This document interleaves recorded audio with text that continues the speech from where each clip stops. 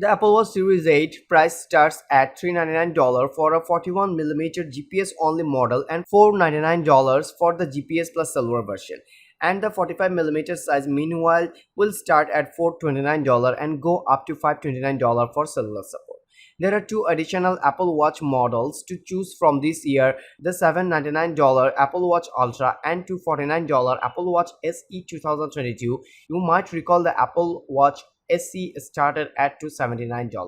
So that model received a $30 discount, a move that makes sense with the Apple Watch Series 3 being discontinued finally. The Apple Watch Series 8 pre-orders are live now and with full availability on September 16. When stationed at the demonstration table with the new Apple Watch devices, the Apple Watch Ultra is the first one I reached for. That's not a knock to the Apple Watch Series 8. I did eventually try it on. The skin temperature sensor, crash detection and low power mode seem like good additions to the experience. Will they be enough? Stay tuned for a full review of the Apple Watch Series 8.